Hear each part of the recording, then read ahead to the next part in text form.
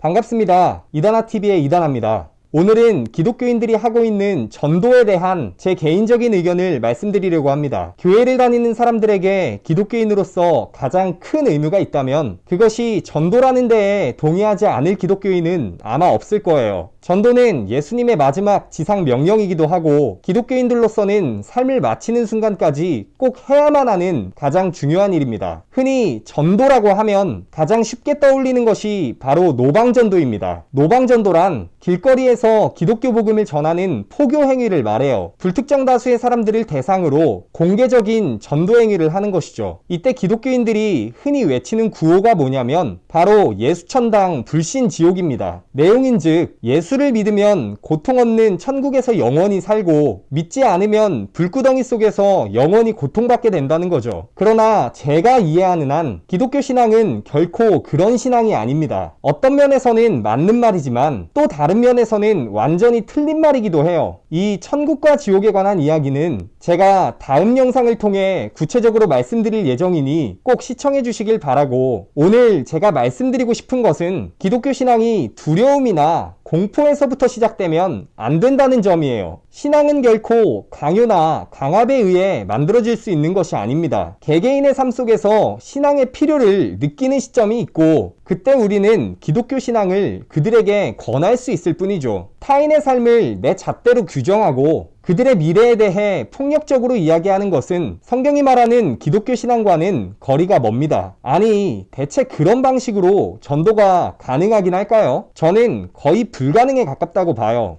가끔 길거리에서 무슨 선전문구 같은 거 들고 길거리 전도 하는 분들 있죠. 또 지하철에서도 칸마다 옮겨다니면서 예수님 믿으라고 외치는 분들이 꽤 많아요. 저는 이런 분들 보면 지능형 안티가 아닐까 라는 생각이 듭니다. 이건 뭐 대놓고 기독교에 대한 반감을 심어주는 행위라고 봐요. 가만히 있는 사람에게 지옥 간다는데 그걸 듣고 와, 내가 지옥 갈 뻔했네, 내가 아주 큰 실수를 하고 살았어 하면서 감사하다고 말할 사람이 과연 있을까요? 이런 건 좀 심한 경우고 그냥 길에서 사탕이나 휴지에 전도용지 붙여서 나눠주시는 분들도 많습니다. 이런 경우는 그나마 양반이지만 이 방법도 사실 그렇게 좋아 보이진 않아요. 솔직히 같은 기독교인이지만 피하고 싶고 갈 길이 바쁜데 자꾸 말 걸면 좀 짜증나기도 합니다. 의도가 나쁘다는 건 아니에요. 근데 전도를 할 거면 좀 효과가 있는 방법으로 해야 하지 않겠습니까? 세상은 내일이 다르게 바뀌고 있는데 어째 전도 방법은 예수님 때나 지금이나 변한 게 하나도 없는지 참 답답합니다. 일반 회사들도 마케팅 연구에 그렇게 심혈을 기울이는데 어째 진리를 전한다는 교회는 복음에 대한 자신감 때문인지 전도 방법에 대한 연구가 전혀 없어요. 앞서 말씀드린 방법으로는 설령 수많은 사람 중에 한두 사람 교회에 나온다고 해도 그 과정 속에서 기독교에 대한 반감을 가지게 되는 사람들이 훨씬 더 많이 생깁니다. 그 한두 사람을 교회에 끌고 나오기 위해서 수십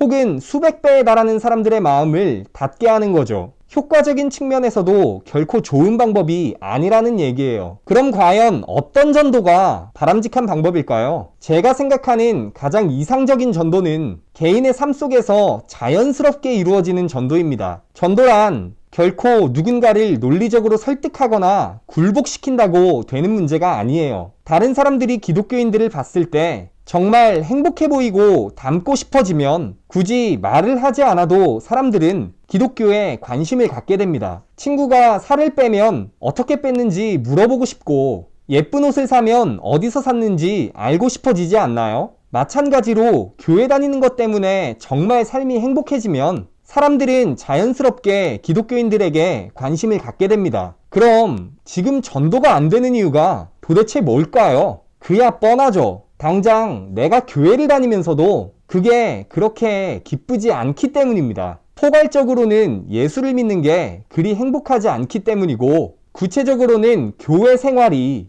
내 삶 속에서 그렇게 기쁘지 않기 때문이에요. 이게 핵심 문제인 겁니다. 영상을 시청하고 계신 목사님들이 계시면 지금 제가 드리는 말씀을 한번 깊이 생각해 보세요. 성도들이 전도를 안 하는 게 아니고 성도들 스스로가 기독교 신앙 안에서 참 행복을 누리지 못하고 있거나 혹은 교회가 남들에게 이야기해서 데려올 만큼 좋은 곳이라는 확신이 없으니까 못 데리고 오는 거예요. 기껏 데려와서 앉혀놨는데 강단에서 말 같지도 않은 소리를 하고 있으면 쪽팔려서 교회 데리고 올 수나 있겠습니까? 저도 그래서 전도 못하겠어요.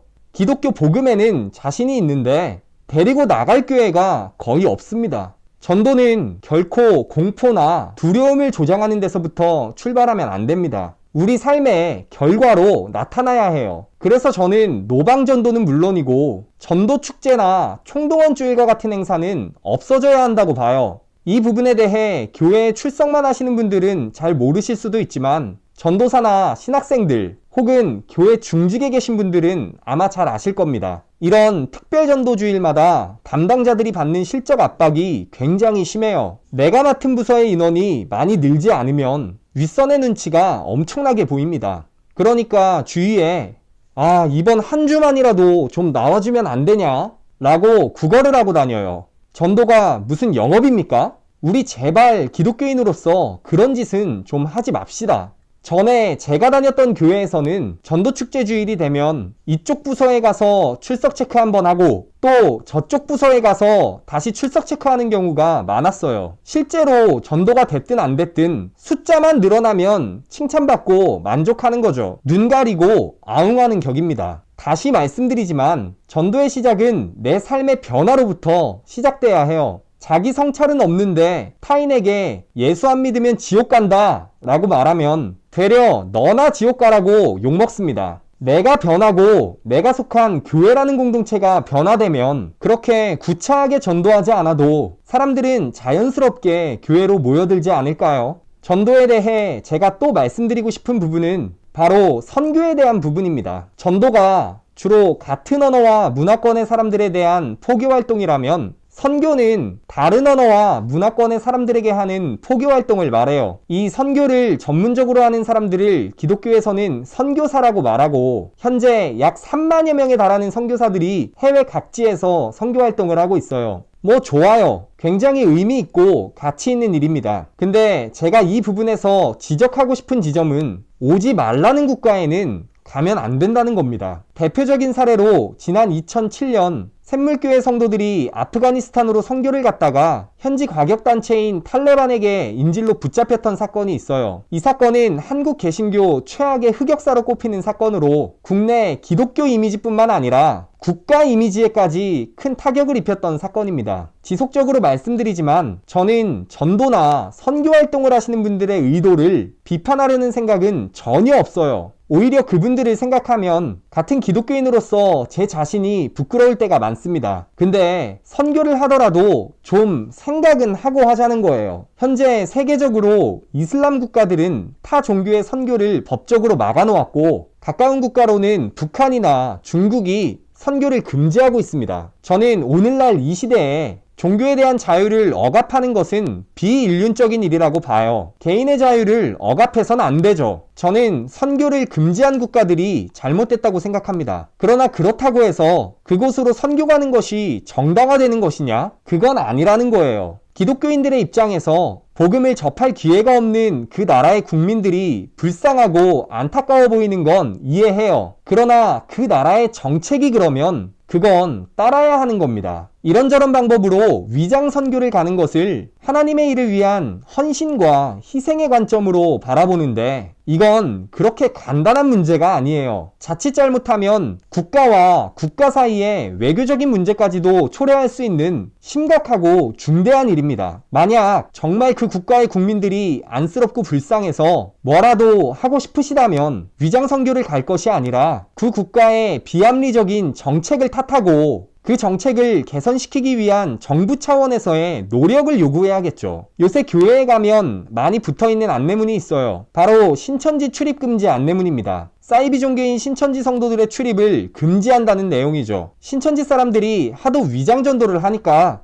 교회가 답답한 마음에 안내문을 이곳저곳에 붙여놓은 거예요. 근데 기독교인들의 외부 선교가 기독교인들이 그토록 싫어하는 신천지인들의 전도 방식과 전혀 다를 바가 없어요. 오지 말라는데 계속 오는 신천지인들 때문에 머리 아프시죠? 그럼 반대로 오지 말라는 국가에는 선교 가시면 안 되죠. 한번 반대로 생각해보세요. 그들 입장에서는 적반하장도 유분수라고 생각하지 않겠습니까? 가끔 선교가 금지된 지역에 선교를 갔다 와서 하나님의 일 때문에 세상으로부터 이런저런 핍박을 당했다고 말씀하시는 분들이 있습니다. 그런 말을 들을 때마다 저는 솔직히 말씀드리고 싶어요. 그거 불법이라서 그래요. 라고요. 법을 어겨서 받는 처벌을 하나님의 일을 하는 데서 오는 환난과 핍박이라고 해석해버리면 기독교인들은 사회로부터 점점 더 폐쇄적이고 비합리적인 집단으로 낙인 찍히게 될지도 모릅니다. 굳이 오지 말라는 곳으로 선교 가지 않아도 우리 주변에는 복음이 필요한 곳들이 굉장히 많아요. 특별히 다른 곳 볼 것 없이 여러분 자신을 돌아보세요. 이미 한 차례 말씀드렸지만 가장 본질적인 전도의 출발은 여러분 자신의 변화에 있습니다. 여러분 내면에 있는 그 배타성과 폭력성, 그리고 타인을 정죄하고 판단하는 그 습관을 내려놓는 일이 그 어떤 거창한 전도나 선교 축제보다도